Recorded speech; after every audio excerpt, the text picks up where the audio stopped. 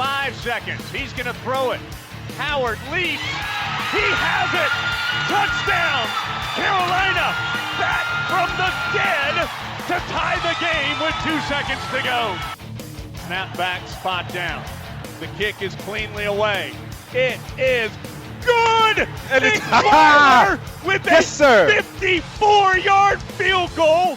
And how about them Tar Heels? They do it. Here's Kupak. Gives off to Amos. He's got it. He's Unbelievable. Unreal. Jordan back to kick. It's blocked again. Picked up. It'll be a touchdown, Carolina, for Bracy Walker. He blocks his second punt and scores his second touchdown of the season. It's 14-13. Mr. Jordan beat Mr. Walker.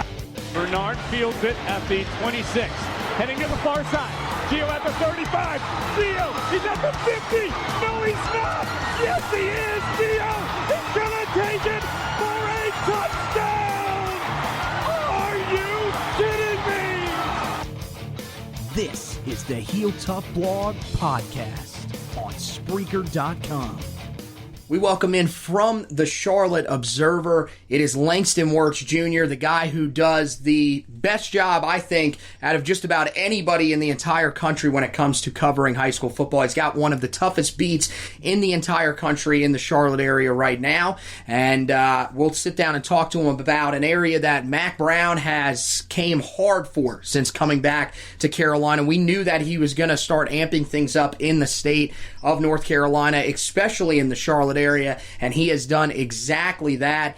And Langston, I mean, when you look at, this Charlotte area, there's just so much talent here, and Mack Brown, he definitely has had a huge impact to start out his time here back at North Carolina for a second stint, wouldn't you say? Yeah, when he was here before in the 90s, he quickly built a fence around North Carolina. I mean, every football coach really was high on Mack. They really liked him. He was by far, I think, the most popular college coach in the state, and you would see it every year at the Shrine Bowl. He's the ultimate politician as a football coach, and he's also nice, like everybody's favorite grandfather, and also the ultimate politician. So it's kind of a tough combination, and he's brought in a lot of big time guys like Dre Bly that are familiar to certainly kids around Charlotte. Dre is being a Marsh Park parent and coach. He's done a good job. He's quickly built a pretty solid class out of nothing really.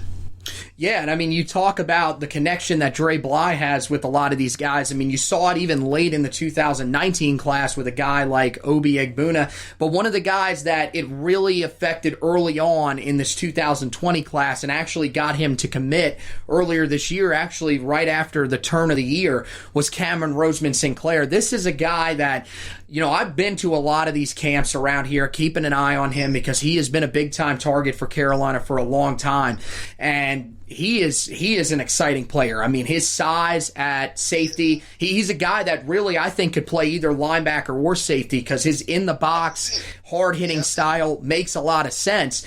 Is that kind of the role that you see him fitting in? And, I think that some people may underestimate his ball skills a little bit as well. He's a Thomas Davis type. I'm not saying he's that good as what Thomas Davis was when he was at Georgia, but he's a safety, but he's really a linebacker. I mean, he wants to play, up near the line of scrimmage and make tackles and come up and hit people. He's 6'3", 215 or so. I mean, he's a big body kid. He runs well.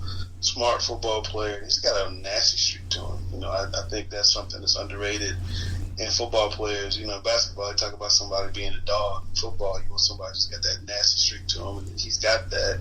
And, he has an attitude that I frankly think they need in Chapel Hill. I don't think they've had enough kids with attitudes in recent years.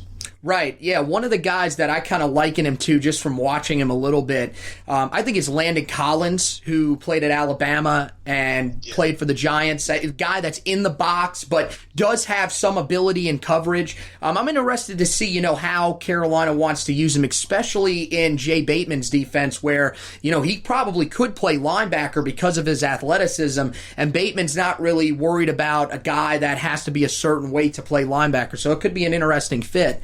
I wanted to ask you then about two guys that come from the Belmont area. You got Ray Greer, the wide receiver out of South Point. He's kind of interesting because they run a triple option all the time. Yeah, I mean it's a run first offense for sure, and Absolutely. He's a guy that I think could be that take the top off the defense type of guy. He's got the ability to go up and get the football. And then, you're talking about a guy in Kendall Carr, the tight end out of Stuart Kramer High School in Belmont, who's a little bit different. He's a guy that's going to catch the ball a lot more. He's a guy that, I think fits more of what Carolina is going to want to do offensively with the more air raid style offense that they're looking to go with. Out of those two, you look at both of them. I think that potentially out of the gate, Carr fits it a little bit better. But when you look at Ray Greer, is he a guy that could end up, finding something here? Is he a guy that maybe has the ability to adjust to a better offense? Yeah, I think Ray Greer could be a guy who could break out and surprise some people. As you alluded to, he plays on a very, very run-heavy offense. He's 6'2", 215. He's a big-body kid. I hear he runs legitimate 4.6 40. He's got good speed. Mm-hmm. And, to go, I think he had 500 yards receiving or something last year, 7 touchdowns, or maybe about the same the year before, and 11 touchdowns. And in that offense, that's like a 2,000-yard receiver on another. I don't mean that on another team. They just don't pass the ball very much. He may have caught I think he got 27 passes, 28 passes last year. Right. And I would not doubt that they had maybe 13 or 14 more completions as a team. They just don't throw it very much. But the coach has been really high on him. He told me 2 years ago that kid was going to be special. And what I've seen of him on film, I saw him once live, and I've seen him a bunch. He definitely looks like a kid who's got a lot more in the tank, so to speak. A lot more he had shown us. And I think he could be the type player that could definitely surprise some people and be an impact player at the college level. Kendall Carr is another kid that he had 30-something offers, I think. He's 6'4", 240. Legit. Big body kid. He's a 3-star recruit, but he has all those offers, and it's, they're not all from little itty-bitty schools. And, another kid, 40 catches, I think, at the tight end spot. And I may have the stats wrong, like 600 yards and 7 touchdowns, and very similar production as a sophomore. I just think he's going to be a really solid player. Maybe has to, develop a little bit, maybe year 1, year 2, maybe even get a red shirt year. But I think that he could definitely be another kid that can come in. What they're bringing in are guys who can play football and be quality depth and maybe even start. I think that's what you're going to need as you try to build a football team. And I think one of those guys is Malik McGowan, who comes out of Charlotte Catholic. He don't need to develop. He does. He don't need to put no more size on. That is a man that is ready to go day one. That is a big boy. Yeah.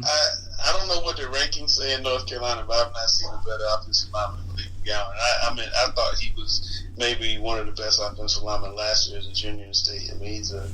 He is just superior athletically. To be that big and to be that nimble is just a rarity. And I remember seeing him as a freshman. I was like, well, is he graduating next year? And he told me, no, he's a freshman. I said, oh my God. He's a man mountain, and he's, he just moves so well. He gets out of his stance, he gets his hands up, and nobody can get around him, knocks guys down. He's Captain Pancake. And, he's ready to go right now. He's ready to go. Yeah. Do you think that there'll be any trouble with him because he is transitioning from a non-traditional offense to an offense that's going to pass the ball a lot, or do you think that he has the ability? Catholic passes a lot more now than he used to. Mm-hmm. So I don't think it'll be a huge transition because he does have to pass block some. They actually won a state championship last year by passing the ball, not by running. And, he does a really good job at it. And he is a phenomenal run blocker, but I think he's going to be a great pass blocker too. And anybody, as I said, who's that athletic guy that stands there quickly and gets hands up is going to be able to pass and run block. I think that kid's ready right now. I think he will start from Carolina day one. I really do. Yeah, there are a lot of people that do believe that. A lot of the people that have been around him really like everything about him. And, look, he's a guy that is, he's tough to manage on a football field, but he is one of the nicest kids. I've met him a few times, and he's a great kid. Great kid. Yeah, he's a great kid. So, one of the other guys, this was one of the most recent guys, is Cedric Gray from Ardrey Kell. And I watched him a little bit now. I know he played for an Ardrey Kell team this past year that really wasn't all that great. They've had a couple of tough years back to back. Yeah. And he's a little 1,100 yards and 30 and 40 some odd catches on a bad team. He's I'm trying to give you a comparison, but I mean he's a big body athlete with speed. He's a great basketball player. He led their basketball team, I think, to the third round of playoffs last year in the conference championship. And he's conference tournament championship rather. But he's a really good athlete, really good vertical leap, really good looking kid physically. Another kid who I think can come in and kind of like the kid Ray Greer, eventually be a major contributor to what they're doing. Mr. Howes, your quarterback, he could definitely be a good receiver for him down the road. Yeah, I mean, the one thing that I saw immediately from him, he catches everything. I mean, there are balls that are thrown just miles over his head, and he will still go up and get them somehow. And I think, and not to disparage his quarterback, but I'm saying once he gets to where the ball's coming at different angles on a continuous basis, he's going to be even better. And remember, everybody's focusing on him, and he's still going for 1,100 yards. Right. Not the greatest passer throwing it to him, and I think that kid's going to be special. I think he's one of the bigger diamonds in the rough in my area. Now, here's another one. This is the guy that I really like a lot that not a lot of people talk about, and that's Elijah Burris up at Mount Island Charter. Now, I know this is a guy that comes from a 1A school, so people are going to say, how does it translate? But this kid, I mean, this dude has run for...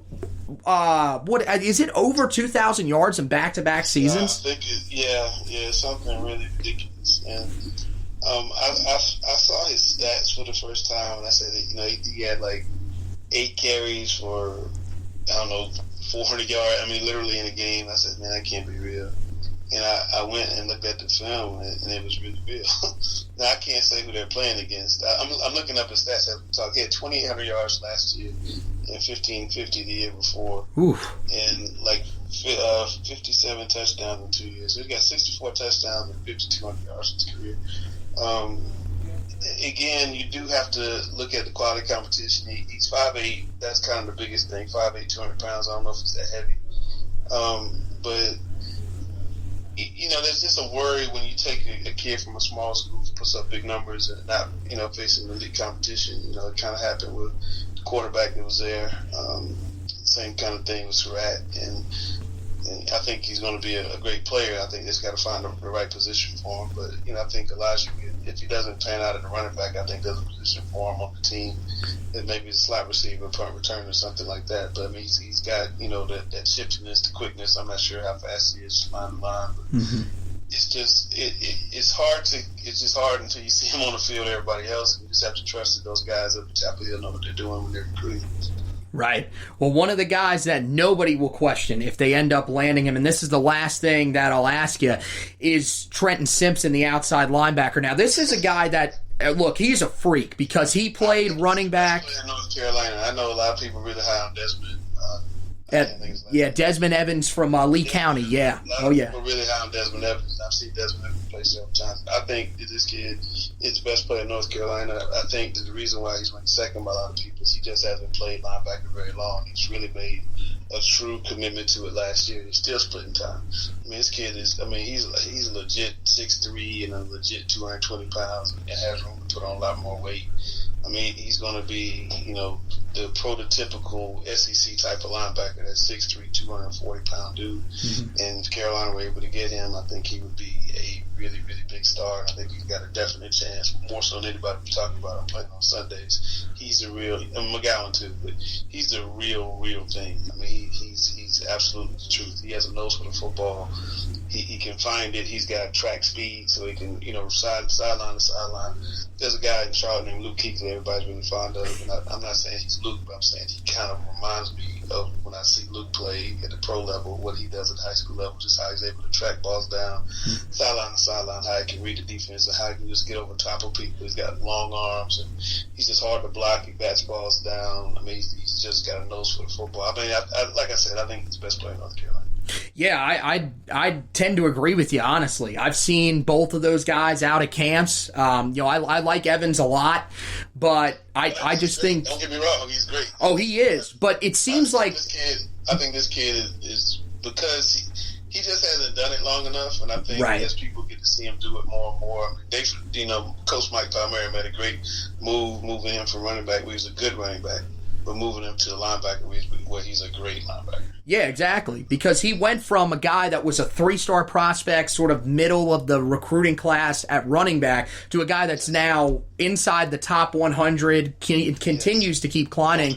And, I've seen him at multiple camps. I think the kid's amazing. He fits what Bateman's going to want to do with the athleticism. Exactly like you said, he's sideline to sideline. I mean, the guy is everywhere. There's no beating him around corners. It just doesn't happen. That track speed. So, oh, yeah. He won a couple 100-yard dashes in the conference. It's probably the toughest in the state of North Carolina. So he's a special talent, and if North Carolina were to get him, and I know he's been up to Carolina probably 57 times by now, but North Carolina were to get him, that'd be a huge gift for him. Well, yeah, we hopefully we'll be talking about him down the line potentially, and there still are a couple other guys in the area that the Tar Heels are looking at. So if we do land anybody else out of the Charlotte area, which is surely possible, then we will, of course, let you know right here on the Heel Tough Blog podcast, and we'll definitely have to have you back on, Langston. Tell them where they can find all of the information, because you guys do such a great job of covering the Charlotte area when it comes to high school sports. Yeah, I appreciate it. I mean, you can find us at charlotteobserver.com. You can follow me on Twitter at Langston Wertz, WERTZ, and I'm on at Langston Wertz Jr. rather, and I'm on Instagram as well. And we have at Charlotte Preps, so one of those 4 channels I gave you can find us. And I appreciate the kudos for the coverage. We try really hard. All right, Langston. Hey, thanks very much, man. You take care. Hey, make sure that you say hey to my guy Tim Donnelly down the line for me, because that's one of my guys. I was with him over with the Charlotte Rush. He does a great job helping you guys out with some of your high school football coverage and everything. Absolutely. All right. So, hey, we'll talk to you down the line, Langston, and best of luck this year. It's going to be a fun year around the Charlotte area. We'll be out and about looking at some of these guys, and hopefully we'll see you out there while we're doing what we're doing. All right, Anthony. Take care, man. All right, you too. All right, bye-bye. All right, Langston Wertz Jr. of the Charlotte Observer, guys. He is one of the best in the country. I mean, it's really that simple. He covers so many teams in this area, and you heard me. He just reeled off all that information for you guys about those players. And like I said, there's some of them. I mean, Cedric Gray, no offense to him, and it's not, anything that is meant to be taken personally. That was an Audrey Kell team that went 4-7 last year. They were not a team that many people have on the map, but Langston is a guy that takes the time out of his day to learn about those guys and really get some quality in-depth information, and he did such a great job. I'm so glad that we were able to get him on here to talk about some of our great guys that are going to be coming down the line from the Charlotte area. As you guys know, this is part of this series that we're doing to help you guys get introduced to some of the players that are currently committed in the 2020 class. Now, I do want to stress this, that some of these guys that we are talking about, they may not end up staying committed to Carolina. That's always a possibility. I'm not saying that there's anything that is leaning towards that. All I'm saying is, if you listen to this sometime down the line and one of these guys has decided to flip his commitment, or if Trenton Simpson was to go somewhere else, please do not say, do not take any offense to that or anything. But these are the guys who are committed right now, and we wanted to talk as much as we possibly could about them, get you guys familiar with some of these guys as we get ready to head into their senior years at high school. And I mean, look, we talked about so many of these guys in the Charlotte area. There are a lot of other guys that we did not talk about from the Charlotte area that are big-time prospects and are being looked at. Guys like Jacoby Cowan, the 4-star defensive end from Providence Day High School. You got the 4-star defensive end, his teammate, Kedrick Bingley-Jones from Providence Day High School, that we didn't talk about. There are a lot of guys from this area that are big-time targets for the Tar Heels, and some of those guys may end up being swayed by Mack Brown Brown's return to Chapel Hill. One can only hope, but, there are some other guys that may pop up throughout the year. There's some other guys that we will definitely keep an eye on as we go throughout this season and even through next year. The Charlotte area is buzzing with talent in the 2020 class. 2021 is looking great, and even some of the guys that we're seeing from 2022 are already starting to impress. So the Charlotte area, look, this is the area that Mack Brown has to recruit very well. Here in Greensboro, those are the two major areas that you have to recruit in the state of North Carolina. Out towards the coast is really starting to grow a little bit too, but I think the Charlotte area and the Greensboro area are where you have to nail everything that you do on the recruiting trail. That's just part of it. And if they can do that, I think this staff really has a chance to be extremely successful and regain the state. So that's going to do it for this edition of the Heel Tough Blog podcast. I want to thank Langston Wertz Jr. from the Charlotte Observer for joining us. You guys can look him up on Twitter at Langston Wertz Jr. and find all of his great coverage on the Charlotte area. I know a lot of you guys that do listen to this are, in the state of North Carolina at the least, and we'll want to keep up with most of our prospects, so make sure that you do. If you guys want to keep up with everything Tar Heel football, there's only one place to do it, and that is HeelToughBlog.com. That's right, www.HeelToughBlog.com. We got you covered with everything that goes on around Tar Heel football. Right now, we got some great articles up about Jacoby Cowan's commitment. We have the weekly storylines article for you if you need to get updated on that. And we got the latest edition of the podcast that we did earlier today. This one will actually be the latest, but there's also another edition that we did earlier today with the Houston Chronicle's Adam Coleman, where we talked about Malik Hornsby and his commitment to Carolina, what he's going to bring to the table. So make sure that you guys check that out. We got some great stuff that's coming up down the line. We're doing the No Huddle updates. If you guys aren't keeping up, you can go to Facebook. Make sure you like and follow the page so you can keep up with everything that goes on there. We got what now is called the No Huddle update. It's basically the verbal edition of weekly storylines, although weekly storylines will usually have a few more thrown in there as opposed to the No Huddle updates, which will be a little bit shorter. It just keys in on the major storylines. So, we take a look at, everything that's going on around Tar Heel football during that week. We've even started to get some video footage in there as well, so that's really interesting. If you guys want to check that out, again, that's on Facebook. Just search Heel Tough Blog, and you can like and follow there. Also, you can head over to Twitter and follow Heel Tough Blog on there, at Heel Tough Blog, or if you want to just follow me directly so you get all the coverage, you can just follow me at Future Tar Heel, or you can just search my name, Anthony Pagnotta, on Twitter, and that'll take you to the same place. So, once again, want to thank you guys for listening, and as always, go Tar Heels!